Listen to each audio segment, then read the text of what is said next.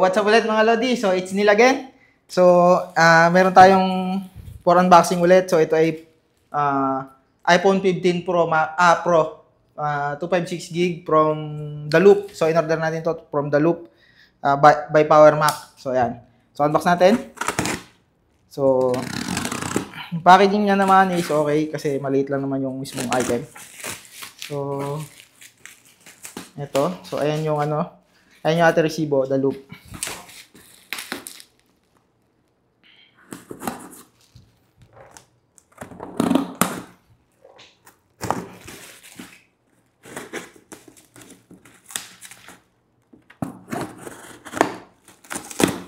Yan. So, inside the box, yung ating mismong item, unit. Yan.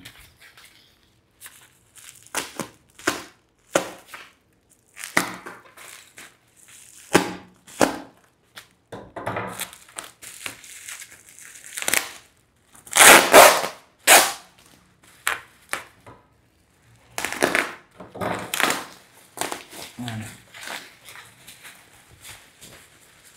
So, ito yung ating brand new iPhone. So, wala siyang ibang kasama, wala siyang freebies and anything else. Yan. So, ganito yung ating packaging. Yan. So, not sure kung repack siya or what.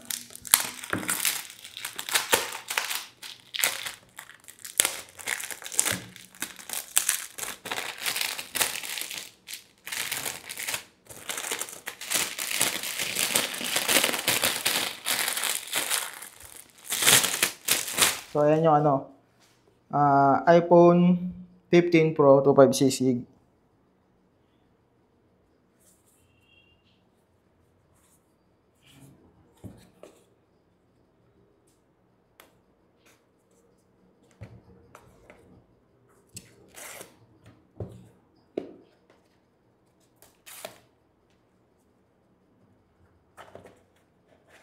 Yan. So, ayan yung ating brand new iPhone 15. So, yung what's in the box, so yung itong ating unit, yung ating iPhone 15. So, ayan yung ating notch. So, ito yung ating camera. Ayan, lalaki. Yan sa buhay natin. Yan. So, ayan, kita nyo naman, black. So, OLED, not fresh yung screen. Ano, manipis.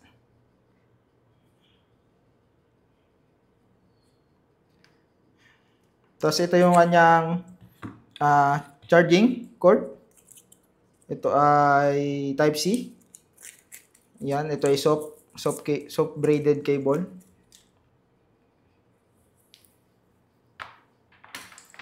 Tapos yung nandito is yung pin. So, ang nangyari, hindi siya tumuloy. Lobot ba? Saksak natin. So, try natin saksak. Tingnan natin kung ano mangyari. So, maganda yung cord niya, mga lodi.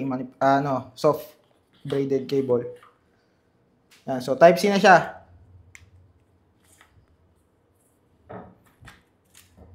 Yan, lobat ata. So, ito yung ating pin. Tsaka, yung ating Apple sticker. Yan. Apple sticker. Tsaka, ano ba ito mga to? Yung kanyang regular manuals. Yan. So, naka-ano na siya, naka-notch, tawag doon? Nalimutan ko tawag dito sa button na to. Yung, hindi na siya yung ringer na kiniklik. Ano na siya yung hino-hold.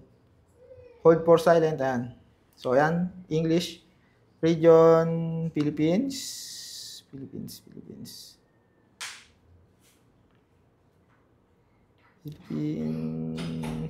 where are you? Philippines, so default, large, yan, panduling. Ito pang titos. Ito pang regular, yan. So, setup. Bye. So, setup with another device, no. So, hindi natin siya isa-setup with another device. Customize. So, tanggalin na natin itong Pilipino. Mabaho yan eh. Joke lang.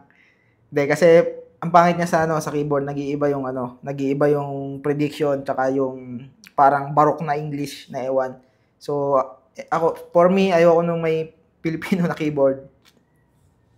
Ayan, so, connect tayo ngayon sa ating Wi-Fi, which is mahaba yung ating password. So, let me connect this first, mga Lodi. So, i-connect muna natin ang ating password. Hindi ko lang password.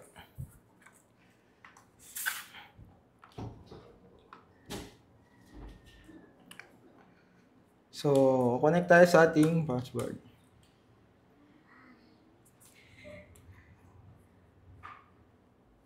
Wi-Fi local.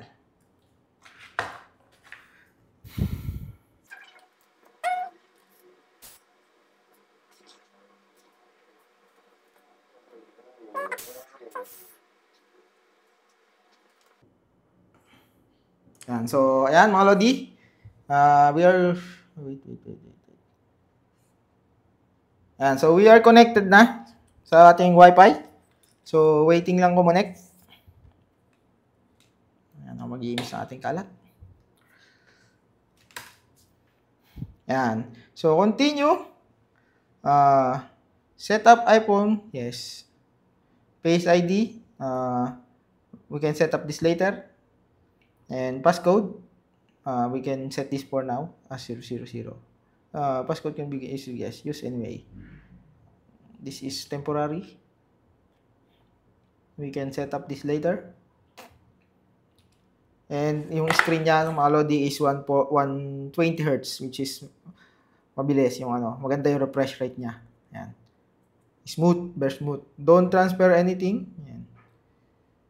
So, kailangan nating mag-sign in yung ating Apple, which is not yet, because I will not be using this one. Use another device. Create na ba tayo ngayon? Create na natin. Wait. So I'll be creating your Apple ID.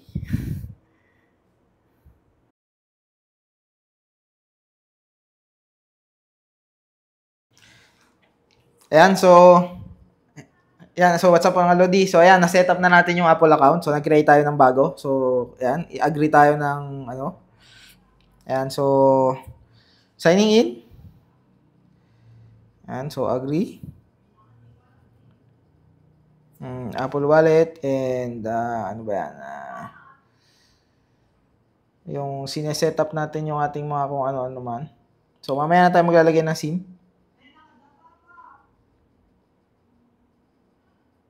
Signing in. So i-activate na natin din yung encryption sa setting yung sa iCloud para meron tayong ano. Blur mo yan Blur. Blur. I-blur natin yan. Yan. So, update your phone automatically. Yes, pwede nating i-activate yan. Continue. Location service. Enable. Set up cellular later. Screen time. Okay lang yan. Analytics. Don't share. Auto. Dark mode. Para mas matipid. Ayan. Tsaka mas maganda. Silent mode. Continue. Para kita natin siya dito sa ano. So, action button pala yung ating tawag dito. So, ayun na, naalala ko na. So, press and hold to turn off silent mode and on and off. Tapos, pwede mo siyang i-customize yung shortcut nung ano natin. Pwedeng camera, pwedeng flashlight, voice memo, or magnifier, or translate, kung ano mang naisa-isip mo. Pero, for now, leave it as silent mode. Emergency SOS, yes.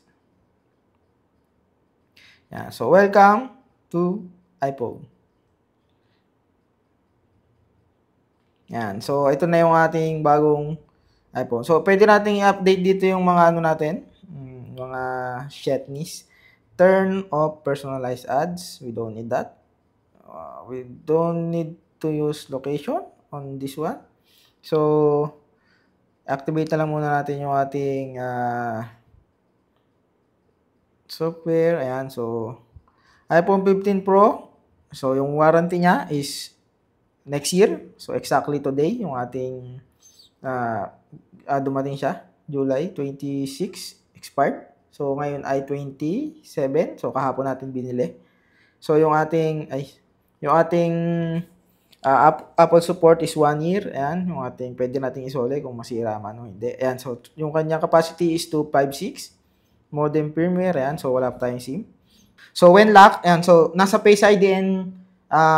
Face ID and passcode. So, makikita nyo dyan. So, when locked, bawal niyang i-access yung notification, control center. So, para hindi niya ma-off to, ito. So, tatanggalin nyo yan, mga Lodi, yan. I will suggest it na i-turn off nyo while locked. Malaking benefits niyan kung sakaling mawala yung ano nyo. So, yung lock screen, pwede naman natin iwanan yan. Yung reply, pwede naman natin tanggalin yan. Live activities. Home control, bawal. Return missed call, pwede nating i-disable yung mga yan. So, pwede rin nating i-disable lahat. Pero ang importante dyan is yung control center and notification center.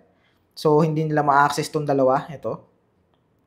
So, yan ang pinaka like example, ito, nakalock.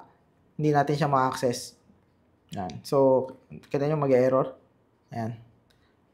Unless i-unlock natin, ma-access natin siya. Ayan.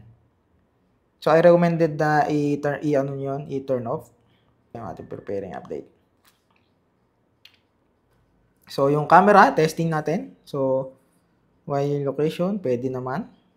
Continue, portrait mode, continue. Ayan. So, yan yung ating camera. Yan. Maganda yung kanyang malinaw. Okay. So, testing. Yan. So, video. Yan.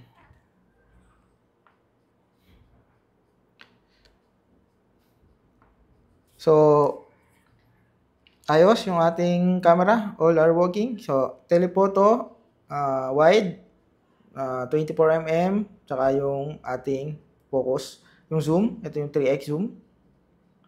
So, malinaw yung 3x zoom nito. Yan. Pwede nating i-ganto. Ayan, 15. Check mo nga kung yung naka-wide, kung pixelated. Wide? Wide. 0.5 is yung wide. Yan.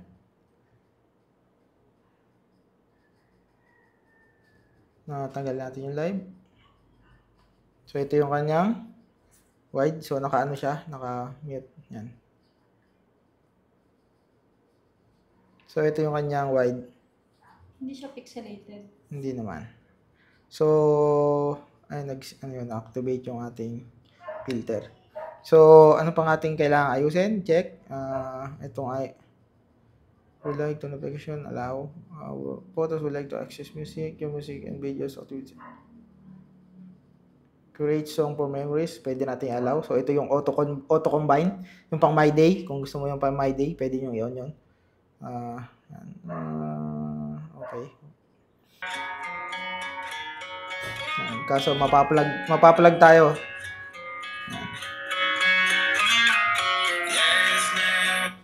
Mapaplag na yung ating video. Try natin podcast. Yan. Dito, meron dito mga Tagalog. Psychological, yan.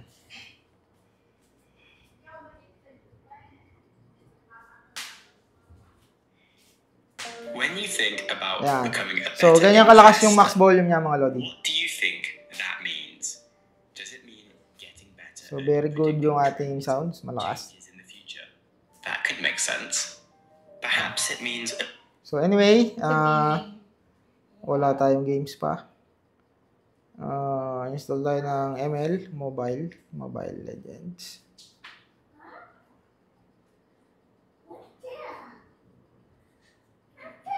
Ay, kailangan natin mag-sign in. Mamaya na lang. Ayan, so, ano pang nakalimutan natin? Wala na, I think. Mag-update na ng kusa to later kasi ginagamit pa natin eh. Sa battery.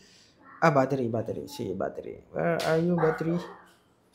Medyo matagal yung ating percentage. Lagyan natin. Battery health. Siyempre, 100% pa yan. Ayan. So, ayan yung kanyang OLED, yung screen. Maganda yung screen niya. Ayan yung, ito pala yung i-off natin. Itong always on display. Malakas sa battery yan. Always on display. Yan. Display and brightness. Raise to wake. Auto lock. Always on display. Show wallpaper. Show notification. Tingnan natin. Hindi. Ayan. Paano nga ba ito yung clock lang? Pwede yung clock lang eh. Yung ano. Pero since ayaw niya, off na lang natin. Ayan. So, malakas kasi yun sa battery, mga Lodi. Yun yung nagkumakain ng battery na nagre-reklamo yung iba. So, yan. Tanggalin nyo lang yon. And, ano pa? Itong mga to, pwede naman na i-customize na lang later on. Screen recording, yan. Pwede mong ilagay na yun dyan kasi ginagamit dyan. Madalas. Ano pa ba? I think wala na. Standby, wallpaper, passcode, emergency, battery. Tsaka yung, ayun, iCloud. Ito. Get an iCloud email address. Ito yung set up natin yung iCloud. So, set up natin yung iCloud as commercial break.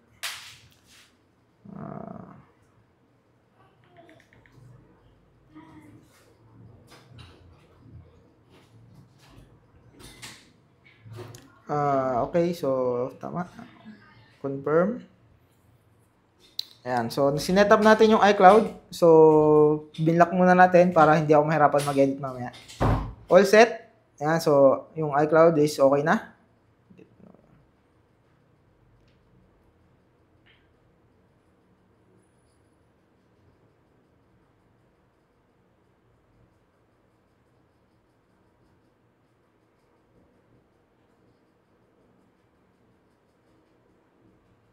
Ayan, so meron na tayong iCloud. Waterproof yan.